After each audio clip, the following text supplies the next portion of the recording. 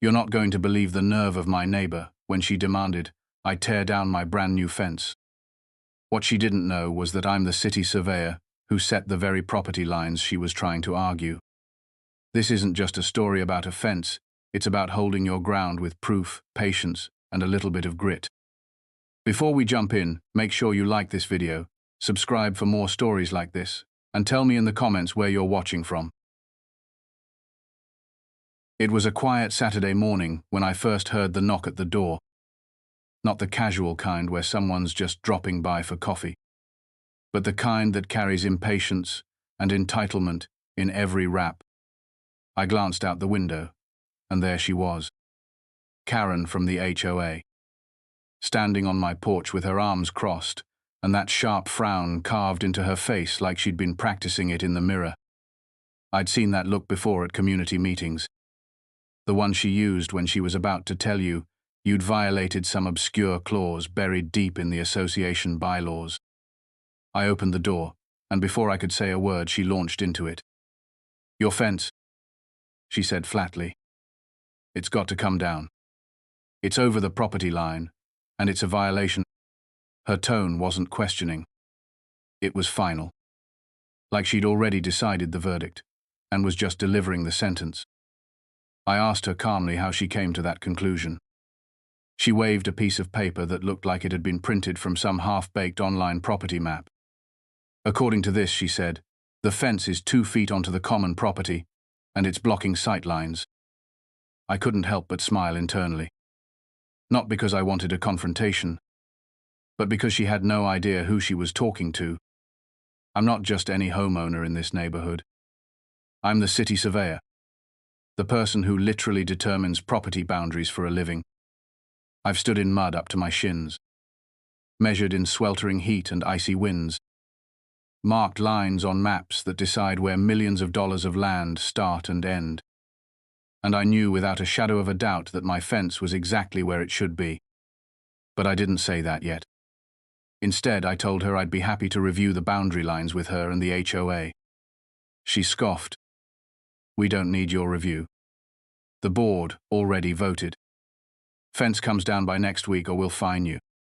She turned to leave as if the conversation was over. But I stopped her with one sentence. "Karen, I set those lines myself." Her footsteps froze. She half turned back with a tight smile that didn't reach her eyes. "That's nice," she said, "but the HOA rules are the HOA rules." And then she walked away. I closed the door slowly, took a deep breath, and started thinking about how this was going to play out. If she wanted a fight over property lines, she was about to get the most thorough, accurate, and irrefutable proof she'd ever seen. The thing about being a surveyor is that you don't just measure land. You understand its history, how the parcels were divided decades ago, where markers were set before GPS even existed. I still had the original plats from when this development was approved, and I knew the survey pins in my yard weren't going anywhere. By noon, I was out there with my equipment, tripod set up, laser levels humming, checking each point, not because I doubted myself, but because I wanted to be armed with undeniable evidence. I marked the pins with bright orange flags, so even someone who'd never read a survey in their life could see the truth. Sure enough, every measurement came back exactly as I'd set it years ago, when the city commissioned me to finalize this subdivision. My fence wasn't just within my property line. It was 2 inches inside it. Karen's claim wasn't just wrong. It was fabricated. Later that evening, I saw her again at the community park. She was holding court with a few other residents, gesturing in my direction and shaking her head. When she noticed me, she raised her voice so everyone could hear. "Enjoy that fence while you can. I'm giving you until Friday." I didn't respond. Not yet. I wanted her to think she was winning, because when the truth came out, it would hit harder. That night, I pulled every relevant document from my files. Plats, deed descriptions, city permits, HOA bylaws. I highlighted every section that proved my case. Then I drafted a letter to the board requesting a formal review, and I CC'd the city legal department. It wasn't about intimidation. It was about making sure the people who actually understood land law were looped in from the start. The next morning, I got an email from the HOA president asking me to attend their meeting on Tuesday to present my side. Apparently, Karen had been pushing hard for an emergency vote, but the rest of the board wanted to hear the evidence before making any decision. Perfect. Because evidence was exactly what I had. By the time Tuesday rolled around, I had maps printed to scale, photos of the survey pins, and a detailed explanation in plain language that even a non-surveyor could follow. When I walked into that meeting room, Karen was already there, sitting at the front with her arms folded and a smug look like she'd already scored the win. But I knew better. Because in my world, facts always beat feelings. And the facts were about to speak louder than she ever could. When the meeting started, the HOA president cleared his throat and reminded everyone to keep things civil. That was a tall order, considering Karen was already sitting forward in her chair, gripping a stack of papers like they were weapons. She was the first to speak. This fence, she began in that sharp tone of hers, is not only outside the property line, but it is a safety concern for children riding their bikes in the cul-de-sac. Her voice rose on the last words like she was appealing to some higher moral code. I sat quietly until she was done. She finished by handing out the same low-resolution map she had waved at me on my porch, the kind that shows approximate lot shapes but no actual survey data. When she slid one across the table to me, I didn't even look at it. I'd seen enough digital guesswork to last a lifetime. The president nodded to me and said, "I believe you have a different perspective on this." That was my cue. I stood up, unfolded my own map, and laid it flat on the table so the entire board could see. "This is the official subdivision plat recorded with the city when these homes were first built," I said slowly so every word landed. "These lines are not approximations. They are the legal property boundaries established by a certified surveyor and filed with the county." I tapped a point on the map, marked with a tiny circle labeled IR, which stands for iron rod. These are the physical markers in the ground that define where one property ends and another begins. I then handed out the photos I'd taken of the survey pins in my yard, bright orange flags sticking out of the grass. For reference, I added the GPS coordinates and a copy of my field notes from the original survey. Karen shifted in her seat and crossed her arms tighter. I could feel the tension building, but I kept going. "I also reviewed the HOA bylaws," I said, "and there is nothing in them that grants the board authority to alter legally recorded property boundaries. What you are suggesting would require a formal resurvey approved by the city and the county, which has not happened." The president frowned at this and glanced at the other board members. One of them, a tall man with a clipboard, asked Karen if she had any official survey documents to back up her claim. She hesitated, then admitted she did not. She just thought it looked too close to the curb. That was the moment the air in the room shifted. It wasn't a slam dunk yet, but the credibility scale had tipped. I decided to push it a step further. "If you'd like," I told them, "I can arrange for an independent survey at my own expense to confirm my findings. If that survey proves my fence is over the line, I will remove it immediately. But if it confirms that my fence is correctly placed, then I expect this matter to be closed permanently." The president nodded slowly and said that seemed fair. The rest of the board murmured in agreement. Karen, however, wasn't done. She leaned forward and accused me of trying to intimidate her with technical jargon. She said it was about the look of the neighborhood, not just property lines. I reminded her that the look of the neighborhood doesn't override legal land ownership, and that making false claims about someone's property could open the board to liability. That got another round of murmurs. She tried to pivot, saying several neighbors had complained about my fence height as well. I countered by citing the exact section of the bylaws that allows fences up to 6 feet in our subdivision, and mine measured 5 feet 8 inches at its highest point. Silence followed. The president finally said, "We will arrange for the independent survey and put this issue on hold until results come in." Meeting adjourned. As people filed out, Karen gave me a glare that could have curdled milk. I didn't return it. I just gathered my documents and walked out into the cool night air. Outside, the parking lot was mostly empty except for Karen's SUV, parked under the streetlight. She was leaning against it, waiting for me. I approached cautiously. She spoke before I could say anything. "You think you've won, but I know people in the city, and I'm not afraid to go above your head."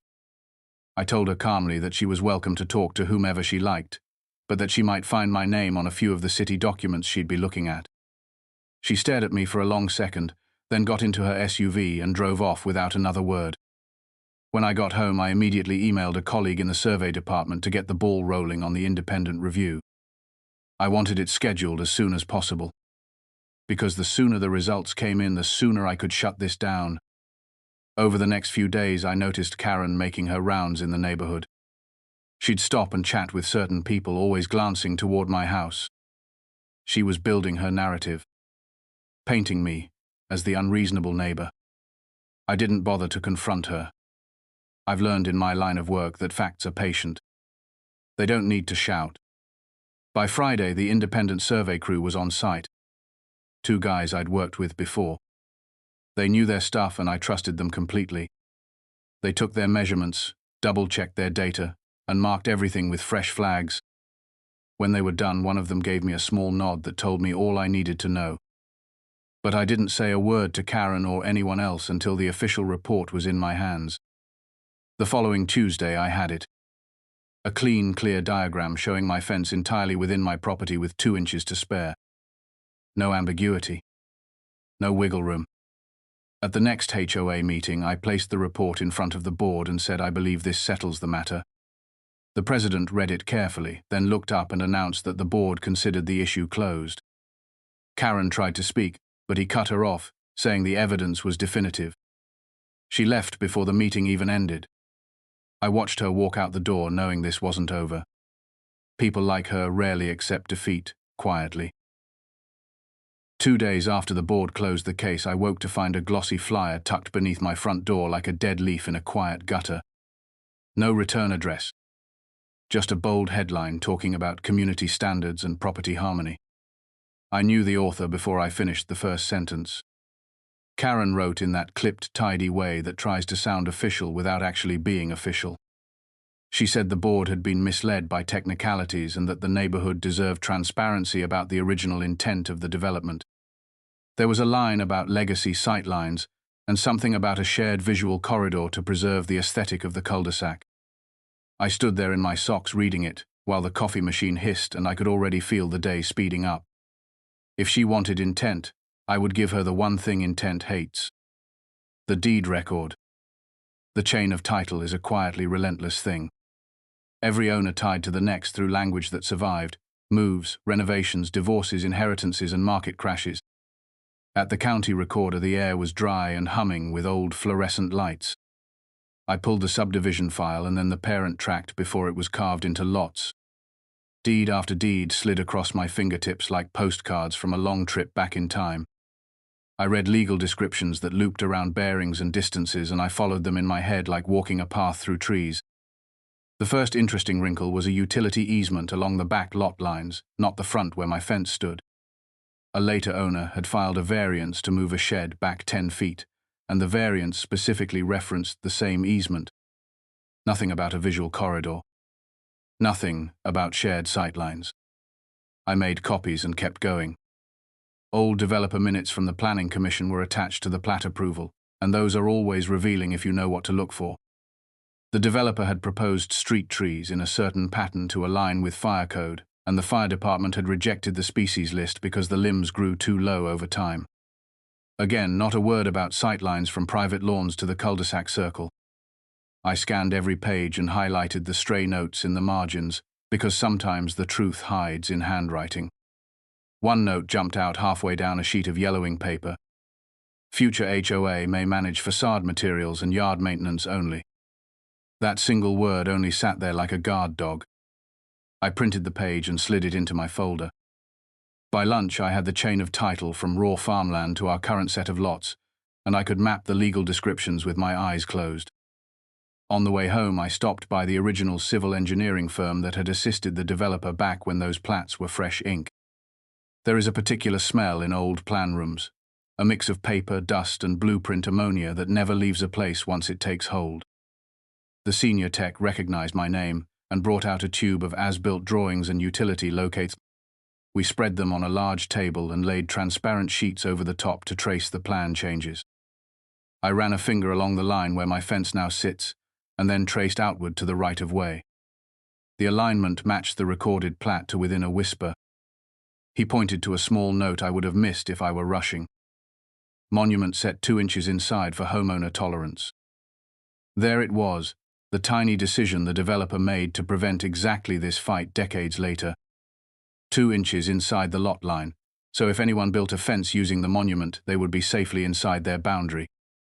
I took a photo with my phone and asked for a certified copy. He stamped it with a practiced hand, and I thanked him before stepping back into the afternoon heat. On my street, Karen was walking a small circuit like a planet tugged by a personal gravity. She paused at driveways and talked, while hands gestured toward my yard. I did not interrupt. I carried my folder inside and sat at the kitchen table, where the late sun dappled the surface like water. I lined up everything in a clean stack. The plat, the deeds, the as-built note, and a digest of the planning minutes. Then I wrote a calm letter to the board, summarizing each point in simple language. No heat.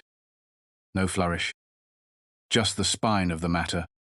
That night I slept, the easy sleep of someone who knows the ground beneath them is telling the truth. Morning arrived with a ping from my email. The board wanted to hold a brief open forum for any neighbor who felt affected by my fence, so concerns could be logged and addressed with facts. I liked the structure of that sentence. Addressed with facts. At 6, the community room filled with the gentle noise of folding chairs, scraping, and polite greetings. I took a seat near the front with my folder and waited. Karen opened with her familiar confidence. She framed the issue as one of spirit rather than letter, so the neighborhood did not become a patchwork of personal preferences. I waited until the president nodded to me. I spoke simply and brought the conversation back to the ground. The record says what the land is. I explained the chain of title and the notion of an easement that binds owners across time. I held up the as-built sheet and read the note about the 2-inch tolerance allowed. Then I explained the utility easement at the back, lots, and how nothing existed along the front except the right-of-way and the standard setback. A neighbor raised a hand and asked how anyone could know for sure without digging up the pins. I said we already had the independent survey and that the photos I had provided showed the markers found and measured. I offered to meet any neighbor on their lawn and show them what a monument looks like and why it matters. Another neighbor asked if the fence really blocked children on bikes from seeing cars. I pulled out a photo taken from child height at the corner and passed it down the row. From that level, the view lines were clear around the bend because our street curves away and the fence sits back from the apron. The geometry of the curb and the setback did more for safety than the absence of a fence ever could. People murmured and nodded while they looked. Karen tried to redirect to taste and vibe, which are words that do a lot of work when evidence loses a chair. The president thanked her and said taste and vibe fall under yard maintenance and facade, and reminded the room that our bylaws do not give authority over private fences within height and material rules. I watched the moment travel across Karen's face. It was not anger exactly, but a kind of refusal to accept the shape of a thing that did not fit her plan. She pivoted to accuse the developer of cutting corners and the city of rubber stamping. That one I would not let sit. I described the checks that occur when a plat is recorded and the inspections required before the city releases bonds. I tried not to turn it into a lecture. I kept it human. Every project has names on it and mine were there, and I stand by the work because it keeps arguments like this from turning into neighbors shouting across lawns. It keeps children safe because the bend of the road is deliberate and the sight triangles are measured and not guessed. You could feel the room ease a little like a muscle untying itself. The president proposed a simple resolution to reaffirm compliance and to send a short summary to the neighborhood so rumors would have less air. The vote passed with only one dissenting voice. When the meeting ended, Karen stood at the doorway and spoke quietly to anyone who'd listen. I did not hover. I stacked chairs because stacking chairs is a good way to let people see you without making them feel watched. On my way out, an older neighbor named Mrs. Patel touched my sleeve and smiled. She said she appreciated the way I explained things, and then she told me a story about her husband who used to keep every receipt for anything that mattered because paper keeps memory honest. I promised her I would bring over a copy of the summary for her to keep. When I got home, the porch light flicked on and I noticed a small scratch on my fence like someone had dragged a key across a slat. Not deep. Not obvious unless you were looking for it. I ran a thumb across the mark and felt the roughness catch my skin. I did not take a picture or call anyone. I just stood there and reminded myself that wood can be sanded and paint can be touched up, and that the important marks live in the record where they do not weather. The next morning, I took the day off and drove to the Hall of Records again, because a thought had been nagging at me. If Karen was going to keep pressing, she would try to find a document that looked like authority, even if it was not. Sometimes there are private agreements filed outside the main plat set, like addenda or covenants for small clusters within a larger development. They rarely carry power across the whole subdivision, but they can confuse a board that wants a reason to act. I requested any declarations tied to our block beyond the main covenants.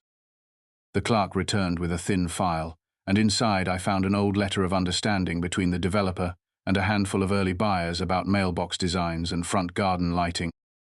It was never recorded as a binding covenant, and it expired after 2 years.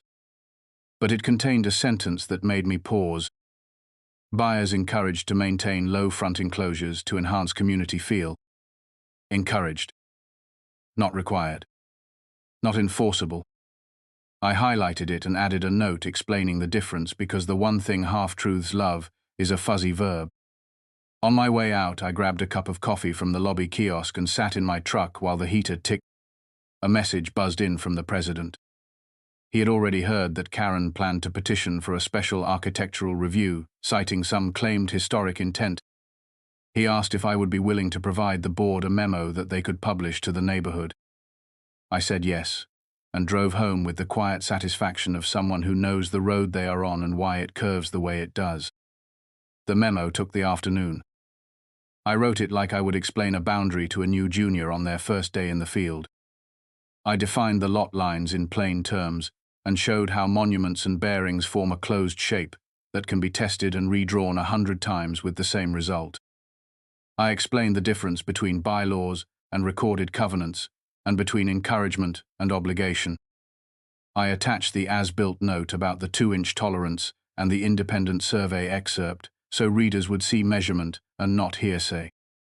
Before I sent it, I read it once more aloud because the ear catches what the eye forgives. Then I hit send and went to stand in the yard under the fading light. A pair of kids rode bikes past my driveway, and one of them waved and I waved back. The fence sat there, steady, unremarkable, and exactly where it belonged. That evening, Karen posted on the neighborhood forum saying the memo was self-serving and that I had undue influence at City Hall. A few people chimed in with support, but more asked for documents rather than arguments. The president replied with a link to the memo and to the recorded plat in the public database. Then something unexpected happened. A neighbor I barely knew uploaded photos from 15 years ago when the houses were new. In those photos, early fences lined up exactly with where mine is now. He wrote that he had built his with the developer's site crew, and they had shown him the monument locations before the grass was even laid. There is a special kind of relief that arrives when a memory joins the record and agrees with it. It is like a door clicking gently shut. I thanked him privately, and then I turned off my phone because attention can be a fire if you let the draft catch it. Sleep came easier than I expected. In the morning, a soft rain was tapping the windows and the street smelled like wet concrete. I brewed coffee and watched the drops stitch small, dark constellations across the fence boards. The scratch from the night before was almost invisible now, and the sight made me smile. I thought about how much time we spend fighting over lines, and how those lines are just agreements about how to live near each other. Then my phone buzzed again. A short message from the president said the special architectural review had been denied because the bylaws do not grant authority to overrule recorded boundaries, and because the independent survey and the memo were sufficient to settle the matter for the board. He thanked me for the thoroughness and asked if I would be willing to help with a community workshop about reading plats and permits so future conflicts could shrink before they grew. I said yes and offered to bring stakes and a tape so people could touch the process instead of only watching it. I put on a jacket and stepped outside into the drizzle. The air felt clean and a little sweet. I traced the top edge of the fence with my palm and felt the rain cool my skin. Across the street, Karen stood under her porch, awning, watching with a look I could not read. Maybe it was a question. Maybe it was a plan forming. The story was not finished, and I could feel it. But the ground was steady and the record was clear, and I had a workshop to plan with stakes, string, and a stack of deeds that proved kindness and clarity can stand as tall as any fence if you plant them deep. The workshop was set for a Saturday morning in the community park pavilion where the roof kept the dew off the tables and the smell of fresh-cut grass drifted in from the soccer field. I brought a roll of survey tape, a stack of plat copies, colored markers, a bundle of wooden stakes, and a hammer. By the time I laid everything out, the first few neighbors started trickling in, holding travel mugs and wearing the kind of curious expressions people have when they're not sure if something will be boring or surprisingly useful. The HOA president was there too, stacking folding chairs near the back while I unrolled the big laminated plat map across 2 tables. I had printed it at full scale, so every bearing and distance could be read without squinting. I started simple, showing how the plat is the blueprint of the neighborhood, and how each lot is like a puzzle piece that fits against another with no gaps or overlaps if done right. I walked them through the legend, the north arrow, the scale bar, and the tiny circles that marked monuments. Then we stepped outside into the open grass where I had already driven 1 stake at a known monument location from the independent survey. We stretched the tape out 30 feet to where the plat said the next corner should be and drove another stake. People began to see the lines form in real space, and I watched their faces shift as the abstract turned tangible. One man asked if this meant every fence should be checked against the plat before building. I told him yes, and also against any setback rules in the bylaws, because plats tell you where the property ends, but setbacks tell you where the structure must start. A woman asked about corner lots and how sight triangles work at intersections. I explained how traffic engineers measure back from the curb to ensure drivers and pedestrians can see each other, and how those triangles sometimes cut into private property, but remain easements for safety. It was going well until I noticed Karen standing just outside the circle of people, arms crossed and eyes fixed on me. She wasn't participating, but she wasn't leaving either. When I finished the demonstration and we walked back under the pavilion, she stepped forward and addressed the group. She said while all of this was interesting, it didn't change the fact that neighborhoods have a look and feel that can be eroded if people take too many liberties. She used the phrase, visual integrity, 3 times in under a minute. I let her speak without interruption because the more she framed it as a matter of taste, the more obvious it became that her case had nothing to do with actual boundaries. When she was done, I simply said, visual integrity is subjective, but property lines are not. Several neighbors nodded, and a few even chuckled softly. The president stepped in and thanked everyone for coming, and suggested we end on the practical note of knowing our boundaries both legally and neighborly. People started drifting away, taking copies of the plat with them. Karen lingered by the snack table, sipping from a paper cup, but said nothing to me. As I packed up my stakes, she finally approached. "You put on quite a show," she said quietly. I told her it wasn't a show, it was education.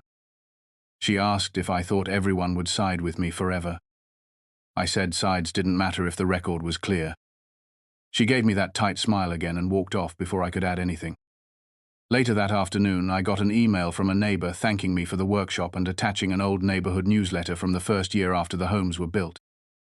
It had a short piece on the developer's vision and a grainy black and white photo of the cul-de-sac.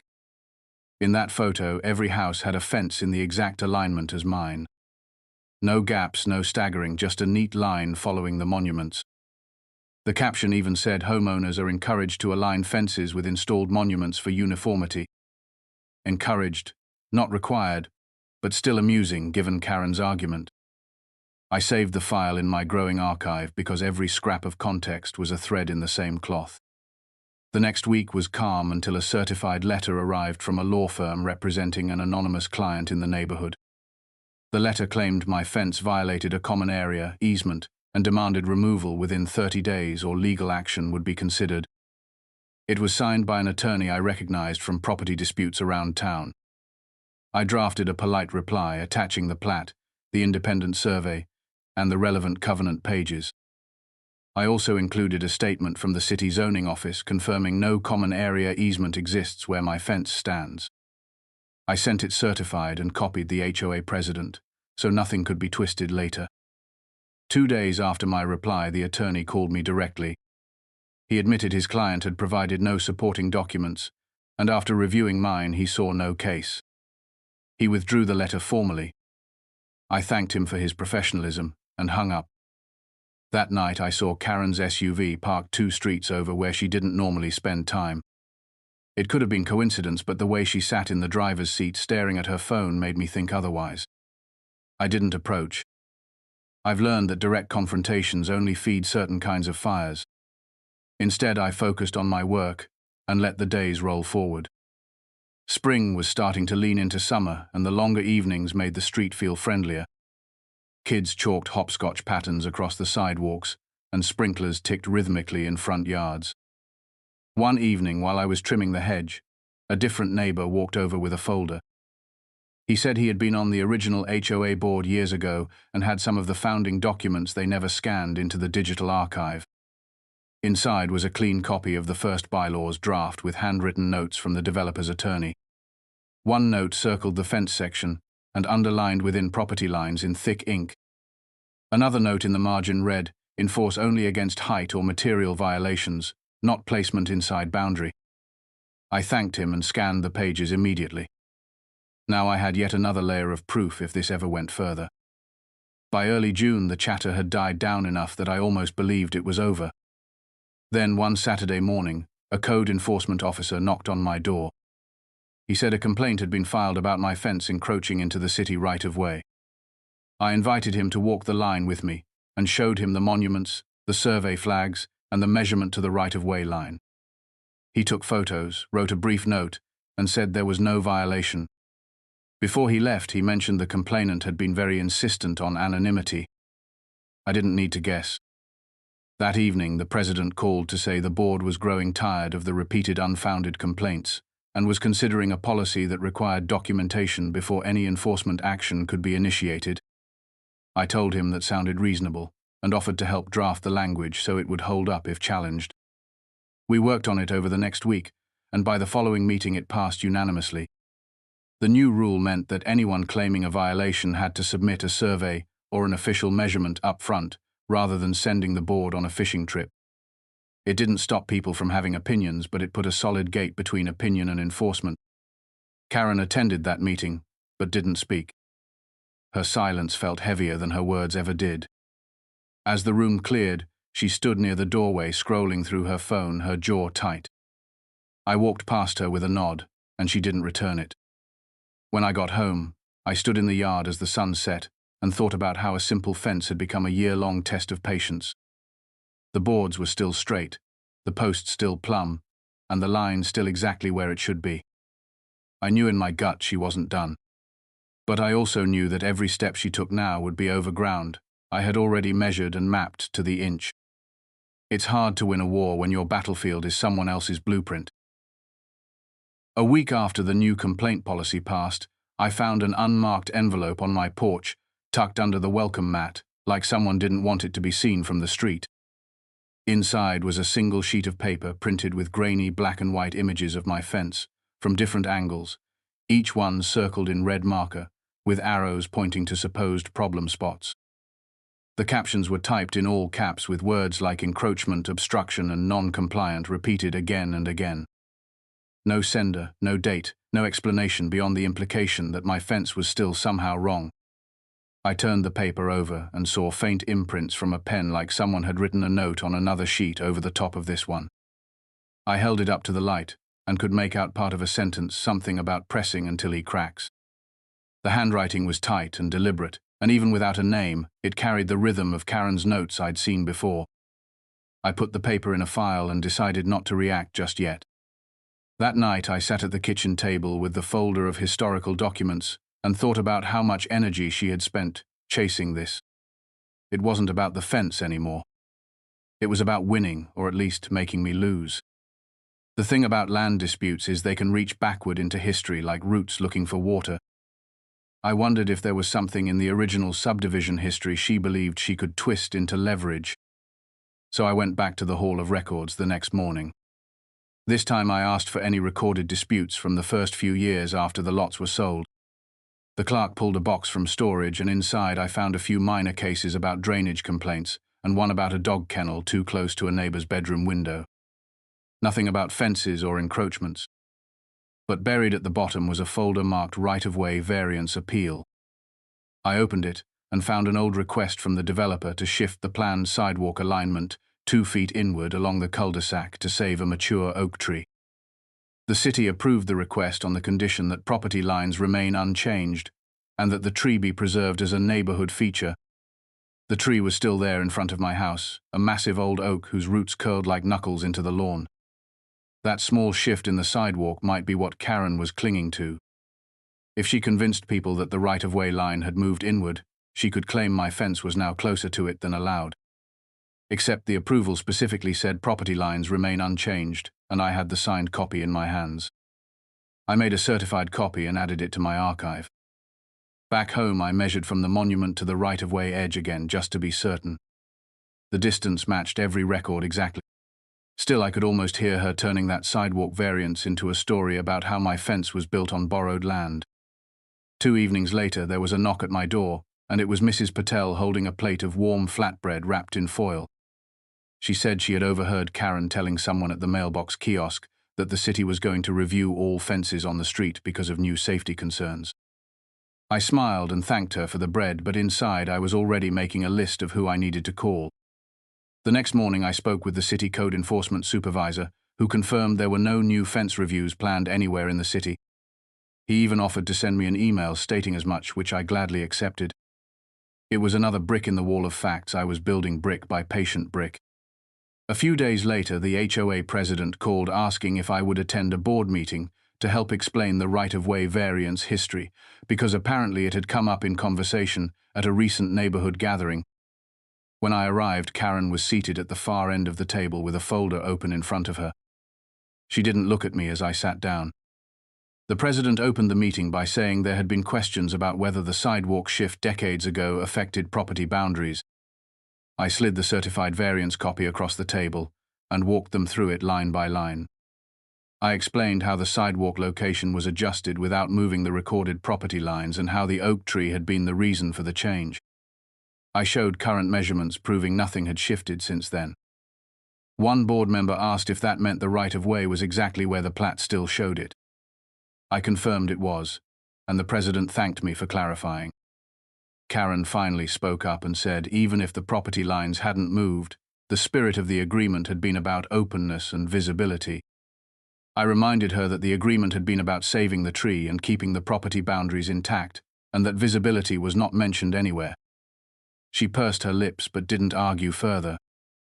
After the meeting, as we all packed up, the president quietly told me he admired my patience and thoroughness, and that he believed most of the neighborhood was beginning to see through the noise. That was encouraging, but I also knew that in disputes like this, perception could shift quickly if left unattended. So I decided to get ahead of her next move.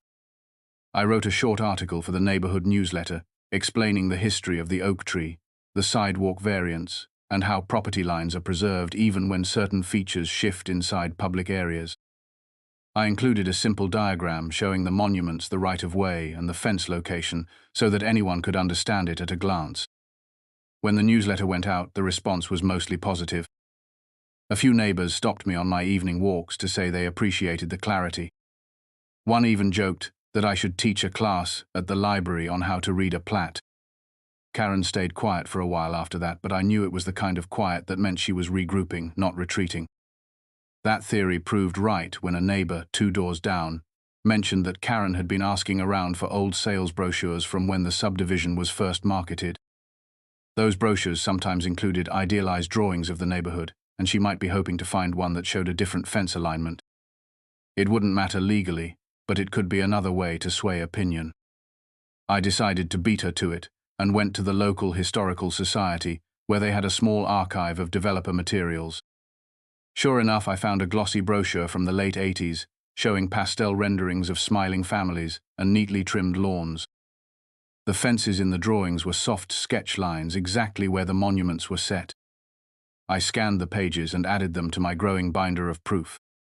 The more I gathered, the more I realized this wasn't just about defending myself anymore. It was about creating a complete record, so the next homeowner who faced something like this would have an easy path to the truth. One quiet evening, I sat on my porch watching the sun sink behind the oak and thought about how long this had been going on. It had started with a knock at the door, and now it was a catalogue of maps, letters, photos, and official statements, all pointing to the same conclusion. The line was right, the fence was right, and nothing Karen said could change that. But I also knew she wasn't the type to accept a line she didn't draw herself. The question now wasn't whether she would try again. It was how. It was the middle of July, when the first whisper of her new tactic reached me. I was in the hardware store picking up a gallon of sealant for the fence when a neighbor from the next street over stopped me in the aisle. He leaned in and said he'd overheard Karen talking to a few residents about starting a petition to amend the HOA bylaws. She wanted new language, giving the board authority to require fences to be set back an additional 2 feet from the property line for aesthetic continuity. It wouldn't matter that my fence was legal now, because if the rule passed, it would apply going forward, and the board could claim it covered existing fences in violation of the new setback. I thanked him for the tip and drove home with my mind already spinning through the possibilities. Changing the bylaws wasn't easy. It required a certain percentage of the homeowners to approve, and the vote had to be conducted formally with clear notice. Still, if she could drum up enough fear about the so-called visual integrity she kept pushing, she might just get close enough to make trouble. That evening, I sat on my porch watching the street while the oak's branches swayed in the heat breeze. If she was going to wage this on a political front, then I needed to prepare the counter well before it reached a ballot. The first step was to understand exactly how amendments had passed or failed in the past, so I requested copies of the HOA's meeting minutes and voting tallies from the last 20 years. The president agreed to let me review them in the office. What I found was reassuring. No bylaw amendment had ever passed without a major turnout, and the last attempt to change fence rules had failed by a wide margin because most owners didn't want to be told to rebuild structures they had already paid for. Still, I knew I couldn't rely on history alone. Karen was persistent, and she had a knack for framing her proposals as being for the good of the neighborhood. I started reaching out to neighbors one by one, not to campaign exactly, but to make sure they had the facts about property lines, setbacks, and what a change like that would mean. Most were surprised to learn that a retroactive setback could cost thousands in demolition and reconstruction. Some asked if it was even legal to apply a new rule backward. I explained that while it could be challenged in court, the better path was to keep it from passing in the first place. Meanwhile, I kept my ears open, and it didn't take long to hear that Karen was hosting small gatherings at her house. She was showing people printouts of fences she thought looked too close to sidewalks and using words like cluttered and boxed in. I knew those printouts probably included mine. I didn't bother trying to attend one of her meetings. Instead, I decided to host my own, but with a different approach. I invited anyone who was interested to a casual open yard afternoon where they could see firsthand where the monuments were, how they worked, and why the fence was exactly where it should be. I even set up a small demonstration with stakes and string, showing what a 2-foot setback would look like on various properties, including my own. The visual hit home for a lot of people. They could see how much usable yard space would be lost and how odd the street rhythm would look, with some fences pulled back and others still at the original line until they were replaced. Several neighbors told me they would not support any change that forced that kind of inconsistency. One even volunteered to speak up at the next meeting if it came to a vote. The day after my yard event, I got an email from the president saying he had received the formal petition from Karen, and it had just enough signatures to trigger a vote. The board would now have to send out notices and hold an official discussion before ballots went out. I asked if I could be on the agenda to present the legal and practical implications of the amendment. He agreed and said he appreciated keeping the debate grounded in facts rather than emotion. The night of the meeting, the room was packed more than I'd seen in years. Karen was at the front, flanked by a small group of supporters. She spoke first, painting a picture of a neighborhood slowly losing its charm because of fences creeping closer to sidewalks over time. She said the amendment was about restoring balance and openness and ensuring safety for children on bikes. I waited until she finished, then walked to the front with my folder. I laid out the plat, the independent survey, the variance documents, and a simple chart showing the cost to homeowners if the amendment passed and was applied to existing fences. I explained that while safety is important, the current placement already exceeds the required sight triangles, and that forcing a setback would not improve visibility, but would reduce private yard space and increase costs. I reminded them that property lines are fixed by recorded plats, and that our bylaws, as written, respect those lines. Changing that foundation would open the door to other retroactive rules that could impact driveways, patios, and sheds. When I finished, I invited questions. A few people asked technical things about how setbacks are measured, and I answered in plain terms, so everyone could follow. By the end, the mood in the room had shifted. Even some who had come in leaning toward the amendment were nodding along. The president called for a preliminary show of hands just to gauge the room, and it was clear the amendment was far from a sure thing. Karen's jaw tightened as she gathered her papers. When the actual vote happened 2 weeks later, the amendment failed by a comfortable margin. The president announced the results in an email to all homeowners and included a note encouraging everyone to review the existing rules, so there would be fewer misunderstandings in the future. For a brief moment I thought maybe, just maybe, this would finally be the end. But the next day I found a small business card taped to my mailbox advertising property line adjustment services with no company name, just a phone number. It felt like a message rather than an ad. I took it inside and added it to my file. If she was going to try some new angle, I would be ready. Because the ground under that fence was still exactly where I put it, and I wasn't moving it for anyone. The card taped to my mailbox wouldn't leave my mind. Property line adjustment services, no company name, no address, just a number that felt like a dare. I didn't call it. I tucked it in my folder with the rest of the story and went about my week. 2 mornings later, my city inbox pinged with a notice about a small capital project near our subdivision, a curb ramp upgrade, and a utility lid adjustment at the mouth of our cul-de-sac. Routine work, but it meant survey control would be refreshed on the corner monuments. The timing made me smile. Fresh control means fresh clarity. I met our crew at first light. We set the tripod over a known control point and ran a tight loop through the block with the robot and prism. Clean backsight, clean foresight, clean closure. Numbers like a tuned string.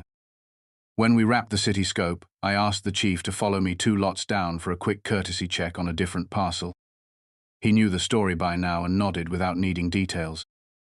We set up on Karen's front corner, where a neat bed of river rock curved around her lawn. I had found the monument there months before, but it had been sunken and covered by sod, and I'd flagged it with paint. Now the paint was gone, and the surface looked freshly raked. I pushed my probe into the edge where the pin should have been and felt nothing. We tried again 6 inches out. Still nothing. I frowned and moved a foot to the left where the plat said the pin had been originally set before it was reset many years back for clarity. There, the probe hit metal. We brushed the dirt aside and found the iron rod tilted slightly with a faint scribe that matched the old reset note. The modern cap I had found months earlier was missing. Someone had pulled it, covered the spot with river rock and raked the surface to hide the scar. I didn't say anything for a few breaths. The crew chief crouched beside me and let out a low whistle. "You want a photo log?" he asked quietly. "Yes, please, and include the control loop sheet." We shot it, tied it to our loop and left the surface as we found it because disturbing it would spark a separate fight I wasn't ready to have on the curb. On my way back up the street, I checked the monument at the mouth of the cul-de-sac near the oak. Still, they're still capped. Still exactly where my independent survey had tied it. Back home, I filed our photos and sat with the implication. If someone removed a cap to blur a line that was not a dispute anymore, that was tampering with a survey monument, the city treats that seriously. I drafted a careful memo to the HOA president and copied the city's right-of-way manager with our photo log and control notes. I did not point a finger at any person. I described only what was observable, and what the law requires when a monument is disturbed. The right-of-way manager replied within an hour. He thanked me and said they would schedule a reset and issue a notice to adjacent owners reminding them of penalties for moving or obscuring markers. That notice went out the same day. By evening, the forum was a slow boil. People asked why anyone would move a pin and what it meant for their own property. I kept my replies calm and general. Monuments are the anchors of our puzzle, I wrote. If one goes missing, the picture warps. Someone posted a picture of the notice taped to their door with the city seal at the top. Karen chimed in to say it was overreach and that homeowners should be allowed to beautify their frontage without city harassment. The right-of-way manager joined the thread, an unusual step, but he was measured and clear. Beautification is welcome, he wrote, but monuments are not decor. They are law. The next morning, a city truck with amber lights rolled onto our street. Two techs in vests set a barricade by the curb and began scraping away the top layer of rock near Karen's corner. A small crowd gathered at a respectful distance. Within minutes, the tech held up a cap that had been pressed upside down into the soil under the rock bed. He photographed it, bagged it, and reset a new cap, with epoxy stamped with the county license number and the year. They scribed a neat cross and recorded a shot to our control. When they finished, they stenciled a small dot of paint around the cap so it could be found easily until the grass grew back. Karen watched from her porch with arms folded, eyes flat. No words. That afternoon, the right-of-way manager emailed me again. During their reset, he said they had also checked the entry median, where the HOA sign sits, and found the brick footing about a foot into the city right-of-way. That encroachment had likely existed for years unnoticed, because the median landscaping blurs the line and the city hadn't needed to touch that corner since the original build. Now the fresh control exposed it. He was issuing a formal encroachment notice to the HOA requiring either removal or a permit with proof of clear zone safety. I sat back and let the irony breathe. The sign that greets everyone into our neighborhood was the thing encroaching, not my fence. I did not gloat. I knew what was coming next. At the emergency HOA meeting that evening, the president's voice carried a strain I hadn't heard before. He announced the city notice about the sign and said we had 60 days to remedy it. Costs unknown but likely significant if we had to rebuild the footing. Murmurs filled the room. Karen raised her hand and asked whether the city was targeting us because of my involvement. The president shook his head. The city measured because of a scheduled curb project, he said, and their checks uncovered the sign issue. He looked at me and asked if I would explain the control loop in plain terms for everyone. I did. I explained how we tie points to known coordinates to eliminate guesswork, and how checks like this protect everyone by preventing slow creep of built features into public space. I added that the city's approach was standard, not punitive. A neighbor asked how the sign got into the right-of-way in the first place. I said it likely occurred during construction, when a contractor misread a stake, or a stake got bumped, and the mistake buried itself under brick and mulch. It happens, and the fix is straightforward even if it is annoying. We voted to pursue a permit first because relocating the sign would be costly. The city required a site triangle analysis to ensure the sign did not block views at the entrance. The irony doubled, because that triangle was the very safety concept Karen had been invoking for months. I offered to prepare the analysis for free, as a resident and a licensed surveyor to save the HOA money. The president accepted with relief. Karen objected, saying it was a conflict of interest for me to be involved at all. The room pushed back gently. Several neighbors said they trusted my work and were grateful for the hours I had already put in. I prepared the triangle study that night, using the city's standard template. I modeled the entry approach lines with current speed assumptions and curb geometry. The result was not great. The brick base clipped the clear zone by 8 inches on one approach. A permit would require a modification to the base or a small relocation. I could already feel the budget conversation groaning awake. The next day, as I was collecting field photos for the packet, I paused by Karen's driveway and looked across her yard to the side gate. Her backyard deck sat high and broad over the slope, and a channel drain ran along the fence line to a catch basin near the corner. I had walked past it 100 times without thinking, but today, the control loop had my eyes tuned differently.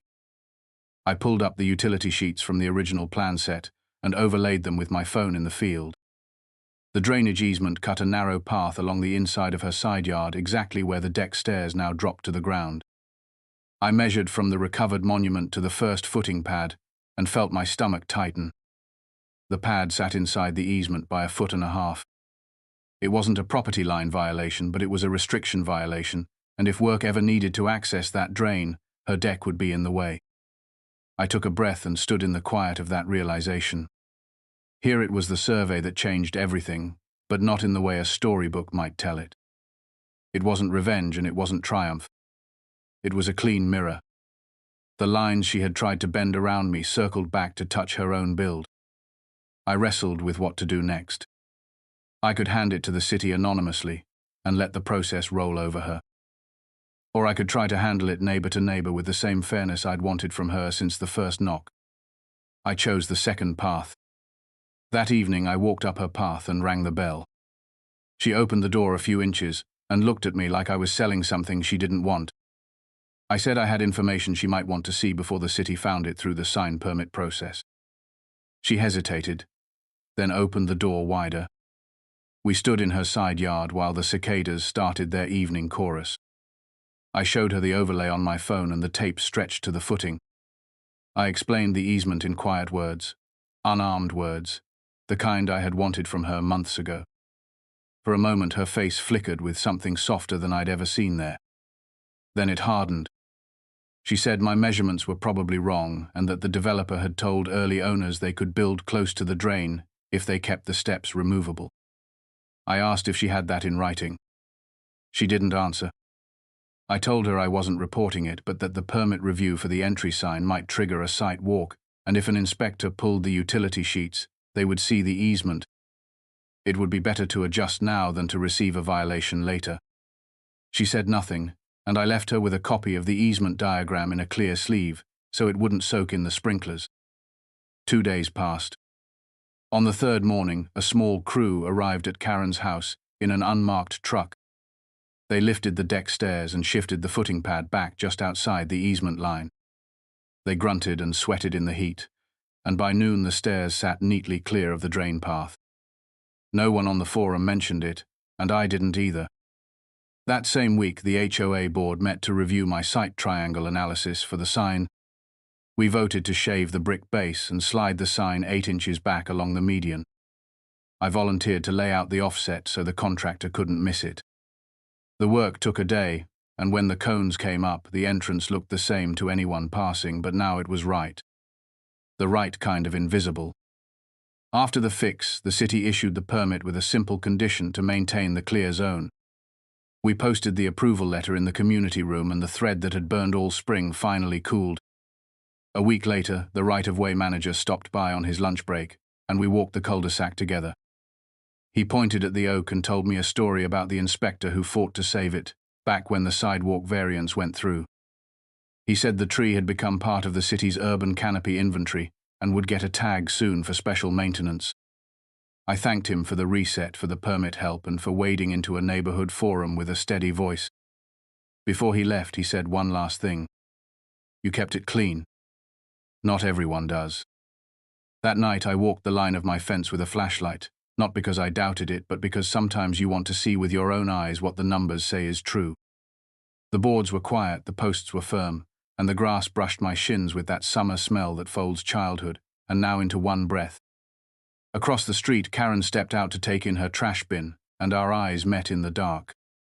She didn't speak, and neither did I. But something between us had changed. She knew I could have made a call and I hadn't. And I knew she had moved her stairs because the line matters even when you don't want it to. The next morning, the neighborhood kids chalked a new course around the cul-de-sac, and when they rounded the entrance, their wheels hummed over smooth concrete edged by a sign that now sat exactly where it should. They didn't know about caps and pins and control loops. They only knew the turn felt easy and the curve felt safe. That is the quiet victory a survey can give you. It doesn't shout. It just holds the world steady while people live on it. August came heavy with heat and stillness, the kind that made the air hang thick over the cul-de-sac. By then the entry sign was fixed, the city's cap reset, and the forums had gone quiet. Too quiet in a way that made me keep one ear open. Karen had not said a word to me since the day she moved her stairs, but silence from her wasn't surrender. It was strategy. I learned what it was when a neighbor named Cole waved me over one evening while I was rolling my trash bin to the curb.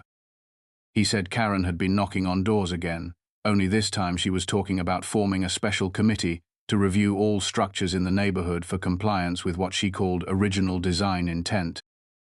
Not just fences, but sheds, decks, pergolas, anything visible from the street. She was telling people the committee could recommend mandatory changes to restore a cohesive look and that the board was open to the idea. Cole said he didn't believe her, but he wanted me to know before rumors spread. I thanked him and went inside to read through the bylaws again. There was no provision for any committee with authority like that, but there was a vague clause allowing the board to create temporary advisory groups for neighborhood improvement projects. It wasn't much, but if she framed it right and stacked it with her supporters, it could become another back door into my fence. The next board meeting was my chance to cut that off before it grew legs. When my turn to speak came, I laid the bylaws on the table and pointed to the clause in question. I explained the difference between an advisory committee, which can only make suggestions, and an enforcement body which requires bylaw authority to issue directives. The president nodded and agreed, but Karen immediately jumped in, saying an advisory group could still be valuable to document what she called gradual deviations from the neighborhood's intended appearance. She smiled when she said it like it was harmless, but I could hear the hook in the bait. I countered by proposing that if such a group were formed, its scope should be limited to voluntary improvement programs, and that any review of existing structures must be requested by the homeowner, not initiated by the group. That wording went into the meeting notes before the vote, and to my quiet relief it passed. Karen didn't protest, but she kept her expression neutral in that way. People do when they're already planning their next move. 2 weeks later, the so-called Neighborhood Enhancement Committee posted a flyer on every mailbox inviting residents to submit requests for free design consultations on their homes and yards. I wasn't interested until I noticed a small line at the bottom saying the committee may also compile a visual record of all properties for future reference. That sounded too much like an informal inventory, so I emailed the president asking if the board had approved that part. He replied no, and asked me to draft a short clarification for the forum, reminding everyone that participation was entirely voluntary and that no property would be photographed without consent. The thread that followed was civil enough, but I could see Karen's replies bending the message back toward her narrative. She kept talking about legacy sightlines and lost charm as if repeating the words would make them fact. That weekend I was in my yard tightening a hinge on the gate when I noticed a woman I didn't recognize, walking slowly along the sidewalk across the street, holding her phone up like she was taking pictures. She stopped in front of my house, aimed the phone toward my fence, and took 2 quick shots before moving on. I walked over and asked if she needed something. She said she was helping the committee compile inspiration photos, and that Karen had told her my fence was a good example of how close people were building lately.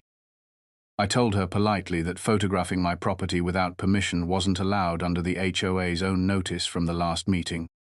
She apologized and deleted the pictures while I watched. That night I sent a short note to the president documenting the exchange, not as a complaint, but as a record. A few days later he posted a firm reminder to the committee that any visual record had to be by invitation only. The next few weeks were a slow burn of small sightings and overheard fragments of conversation. Karen had her group walking the neighborhood with clipboards, sometimes stopping to talk with homeowners, other times just making notes. I stayed out of it until one afternoon when Mr. Alvarez from the corner lot came by looking uneasy. He said the committee had suggested he move his garden fence back 3 feet to match the majority of the street. He asked if they could make him do it. I assured him they could not, and that the bylaws were on his side. I showed him the relevant section and offered to come to the next meeting with him if he wanted to speak up. He agreed, and 2 nights later we sat side by side while the committee gave its progress report. When they got to his property on their list, he stood and calmly stated that he had no intention of altering his fence and that the committee's suggestion was outside its scope. The president backed him up on the spot. The look Karen gave me then was sharp enough to cut a line on a plat. It was the look of someone who knew the ground under her was crumbling but wasn't ready to stop digging. The turning point came a week later when the committee held an open walk to showcase homes they thought embodied the original design intent. Karen led the group with printed maps, handing them out like tour guides do. When they reached my property, she skipped it entirely and moved to the next house. I wasn't on the tour, but I had been standing in the side yard trimming a hedge and heard one of the attendees ask why my fence wasn't part of the examples. Karen's voice dropped, but I caught enough to know she said something about pending review. That was it for me. That night I drafted a formal letter to the board citing multiple instances where the committee had acted outside its defined scope and had implied authority it did not have. I included dates, names, and a brief recap of each event backed by the meeting notes and the president's own reminders. I ended by recommending that the committee be dissolved or restructured with a clear single purpose and no power to comment on existing structures unless invited. The president called me the next morning to say he agreed and would put it on the agenda. At the following meeting, the motion passed by a strong margin. The committee was officially dissolved, and its files were to be archived without further action. Karen sat still through the vote and left without speaking to anyone. For the first time since this started, I felt like the air had shifted for good. The fence still stood, the line still held, and the paper trail was now thick enough to stand on. But I also knew August heat can linger long after the sun dips, and I kept my guard up just in case. Some battles end with noise, others end with a door closing softly, and a space that feels different, even if you can't say why. This one felt like both. The week after the committee dissolved, the sky turned restless, like it had been holding its breath all summer, and finally decided to exhale. Thunder rolled far off like furniture being dragged across a giant floor, and the forecast warned of a squall line coming in hot from the west. I checked the fence one more time before dusk, running my hands along each post, the way a musician tunes strings before a set. Every anchor was tight, every rail snug. I had built it to endure the way we build bridges, to ignore the river's moods. Still, I walked the perimeter with a flashlight and a coil of rope for anything that needed a quick tie-down. Across the street, porch lights winked on and neighbors dragged planters closer to the house. The oak above the sidewalk felt like a ship in harbor, sails furled but ready for weather.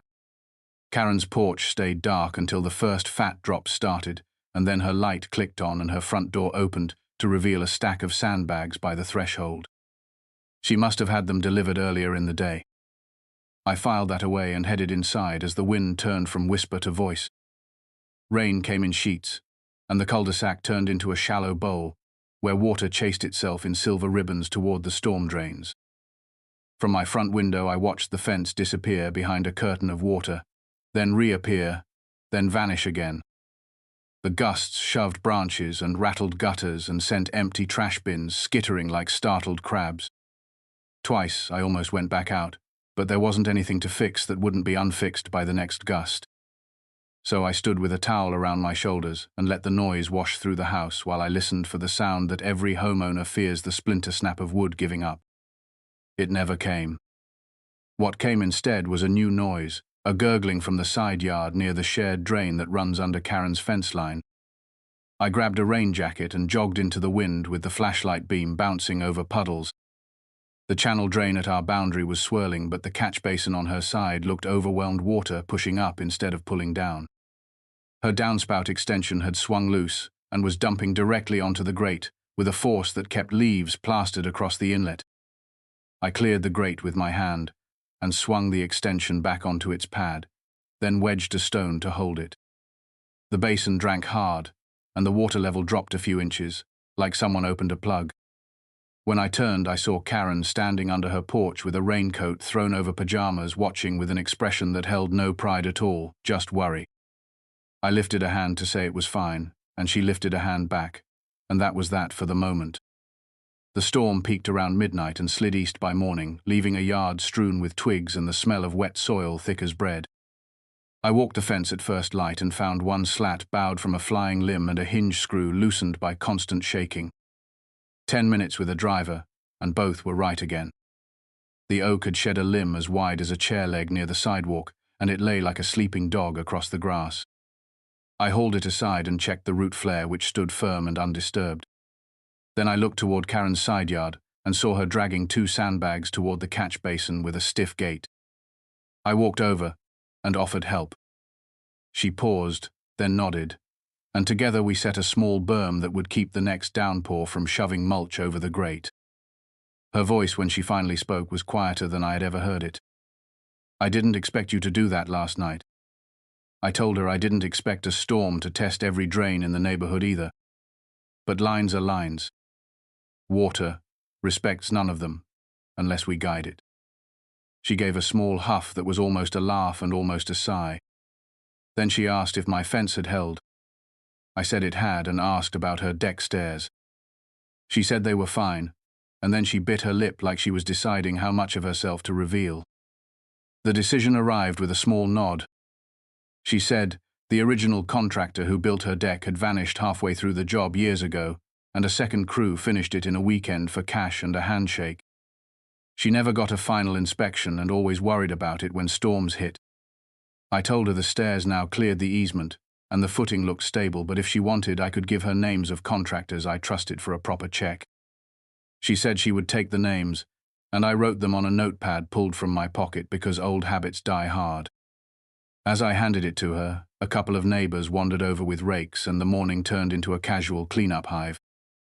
We piled branches at the curb and scooped leaves off grates, and the cul-de-sac found its shape again. By noon the sun was out, and the street had that rinsed new feeling like a school hallway after summer waxing. The kids chalked a racetrack around the circle, and our chalk line crossed the exact spot where the recovered monument sat bright and certain under a fresh dot of paint. In the afternoon, the HOA president drove slowly through to check for damage to common areas. He parked near the entry sign and gave me a thumbs up when he saw the base dry and solid. He said the city had crews clearing limbs across town and thanked everyone who pitched in before calling to request help. I told him about the catch basin, and he made a note to schedule a vacuum truck to suck out the sediment just to be safe. That evening, the forum lit up with photos of yard crews and pets in puddles and kids holding twigs like trophies. I posted a simple note about keeping drains clear and checking downspout extensions before the next rain. Karen posted nothing. But late that night, a small text came to my phone from an unknown number that began, "Thank you," and ended with K. I stood at the sink with water running for no reason and stared at the little message like it might dissolve if I blinked too slowly. I typed, "You're welcome," and left it there. Days passed and the heat returned, but the storm changed something invisible. Neighbors who had kept to themselves waved more. People asked each other about insurance and tree trimming services, and the rhythms of the block reset on a kinder beat. On a quiet Tuesday, I invited a few folks over for lemonade under the oak and pulled out the big laminated plat again, not for a fight, but for a story. I showed the kids the tiny circles where the pins sit and explained how those little points tell big truths. One of them asked if the fence was a hero for staying up. I laughed and said heroes are just things that do their job when it's hard. That night, as the street grew soft with crickets, I heard footsteps on my path. I opened the door to find Karen holding a small white envelope and a box of cookies from the bakery near the library. For the record, she said, "I don't bake, but I can buy from people who do." I smiled and said, "Transactional generosity counts too." She handed me the envelope and said it was her written confirmation that she would not pursue any further action regarding my fence or any other existing structure in the neighborhood. She said she would also ask the board to mark the whole fence issue closed in the official record so no future committee could drag it up. I opened the envelope and saw a typed letter with her signature at the bottom and the date stamped in clean ink. I thanked her and asked if she wanted to sit a minute. She hesitated, then stepped inside and perched at the edge of the chair like a cat testing a new windowsill. We talked like people who had spent a long time on opposite hills finally meeting in the valley. She said she had been the one to push for the committee and that she had wanted order because her last neighborhood had slid into messiness and nobody cared enough to pull it back. She said this place felt like a chance to get ahead of that slide, and she had gripped too hard. I told her order is good, but it needs a map so it knows where to stop. She nodded and looked around my living room at the framed prints of old city plats on the wall. "You live inside lines," she said, not accusing, just observing. I said lines are how I make sense of things and how I help other people not bump into each other by accident. She asked if I ever got tired of being precise. I said precision is just respect with numbers. We both laughed a little at that, and the ice that had never been funny started to crack. Before she left, she asked about the oak and whether the city truly meant to tag it for special maintenance. I told her yes, and she surprised me by asking if we could host a neighborhood trimming day when the arborist posted the schedule.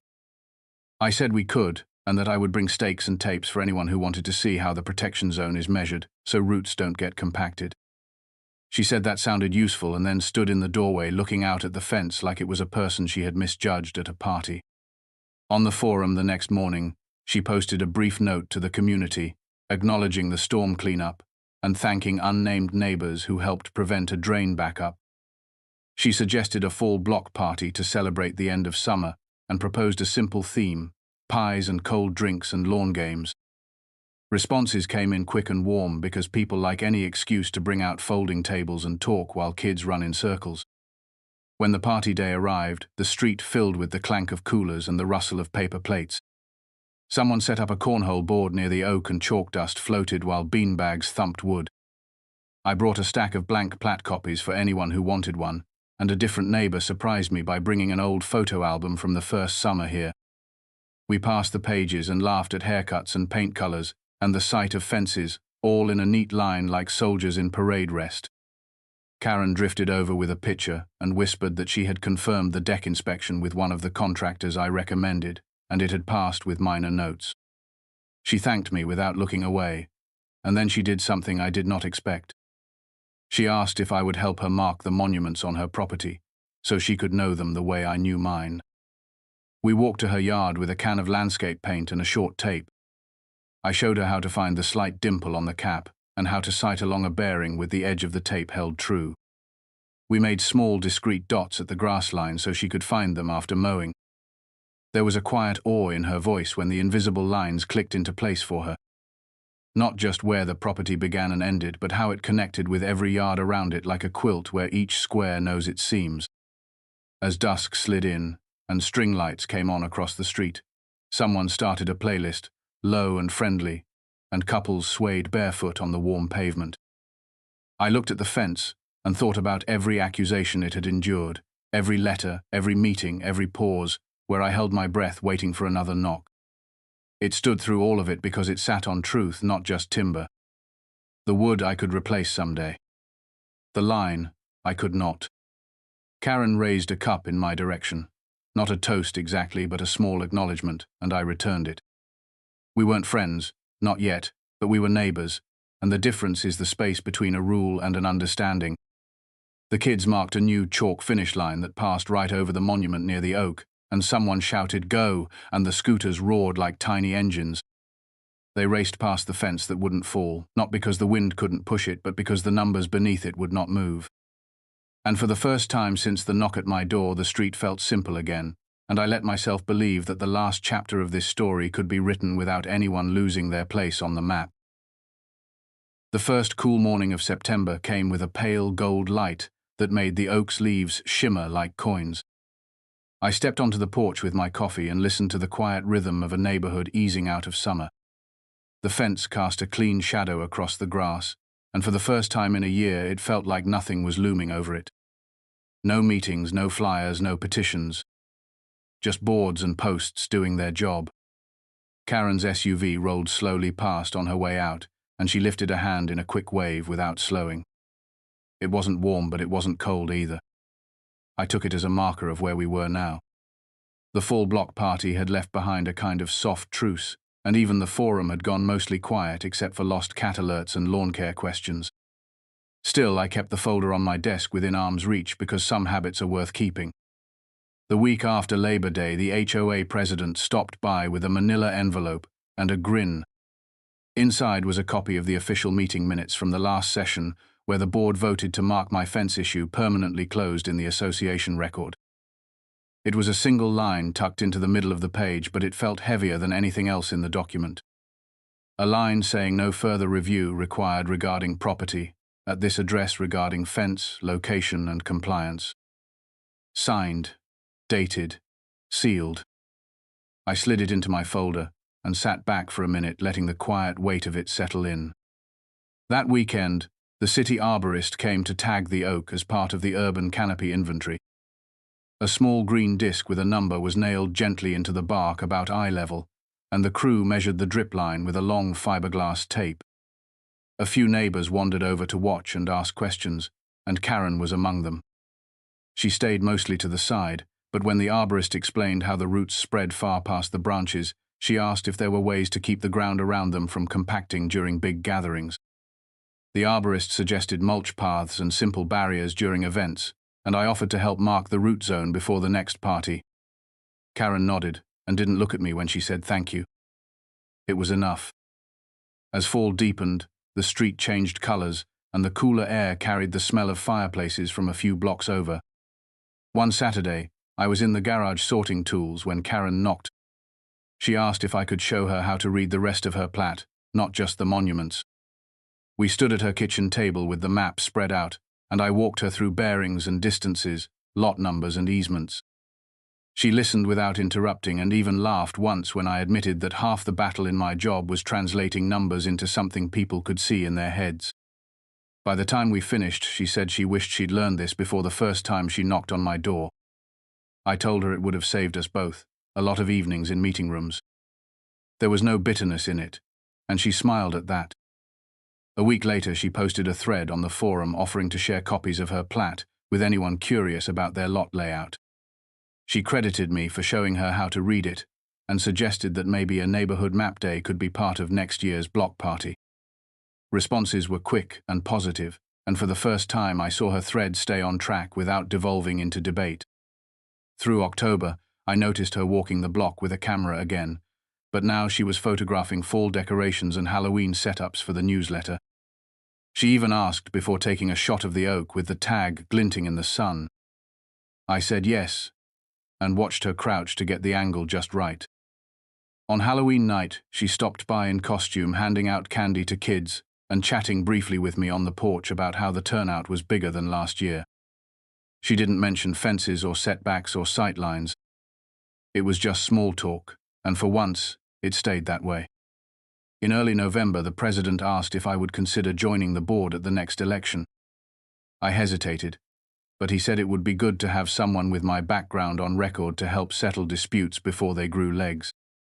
I told him I'd think about it, and I meant it, because I had seen firsthand how quickly a misunderstanding can turn into a campaign and how important it is to have a map before the storm starts. By late November, the leaves had dropped, and the oak's branches reached bare against a pale sky. I walked the fence line one cold morning and realized it had been exactly a year since the first knock.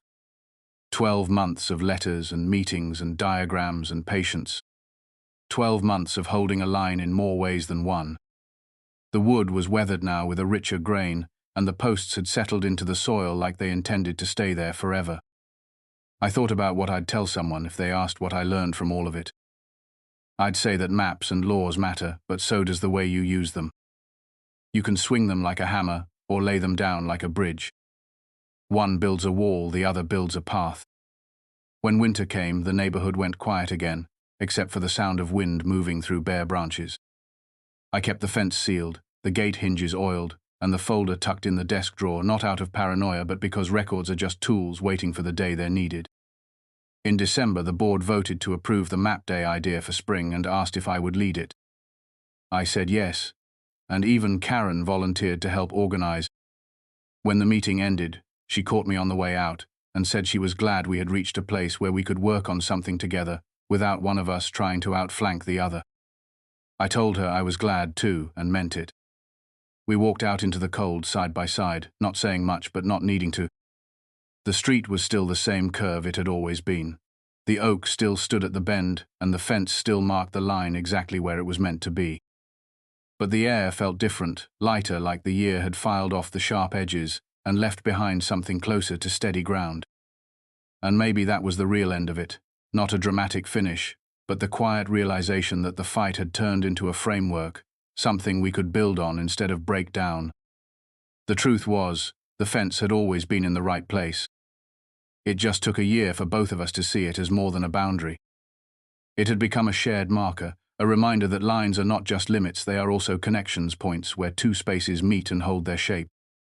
The snow came late that year, and when it did, the fence caught the drifts in even waves and the oak held its white crown above them.